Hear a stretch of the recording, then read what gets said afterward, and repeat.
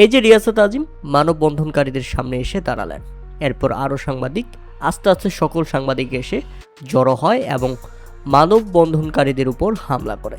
মূলত মিরপুরে বাংলাদেশ ক্রিকেট বোর্ডের সামনে বর্তমান ক্রিকেট বোর্ডের অ্যাডহক কমিটিকে অবৈধ দাবিতে আন্দোলন করছিল কিছু ছাত্র সমর্থক গোষ্ঠীরা, যারা তামিম ইকবালের অ্যাডহক কমিটিকে অবৈধ এবং সকলকে দালাল বলে অভিহিত করছিলেন।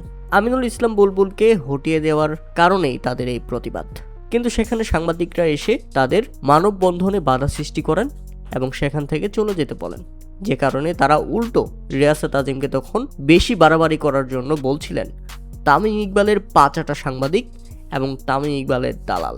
আর যখনই তারা এই কথা বলেন তখন ব্যাপকভাবে খেপে যান রিয়াসাত আজিম এবং তাদের উপর সকল সাংবাদিকরা মিলে ঝাঁপিয়ে পড়ে।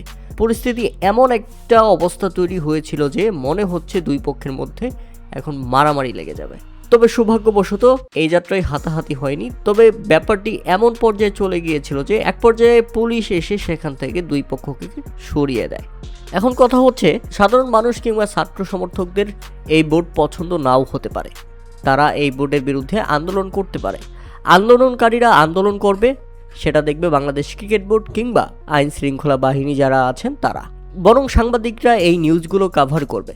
কিন্তু এখানে দেখা যাচ্ছে উল্টো, তামিম ইকবালের বিরুদ্ধে কেউ মানববন্ধন করতে আসবে আর সেখানে রিয়াসাত আজিমরা যে বাধা দিবে, এমনটা কেন? তারাও তো সাংবাদিক। কেউ মানববন্ধন করছে মিরপুরে দাঁড়িয়ে, সেটা নিয়ে সাংবাদিকরা নিউজ করবে, প্রতিবেদন করবে, এটা হচ্ছে সাংবাদিকদের কাজ। সাংবাদিকদের কাজ তো এটা নয় যে তাদের মানববন্ধনে গিয়ে বাধা দিবে। এখন মানববন্ধন মানুষ করতেই পারে যে কারো বিরুদ্ধে, এটা মানুষের অধিকার আছে। সেখানে সাংবাদিকরা কেন গিয়ে বাধা দিবে? আর সাংবাদিকরা যখন বাধা দিবে তখন তাদেরকে তামিমের পাচাটা সাংবাদিক বা দালাল বলবে, এমনটাই তো স্বাভাবিক। প্রিয় দর্শক, এ ব্যাপারে আপনাদের মতামত অবশ্যই আমাদের কমেন্ট করে জানাবেন।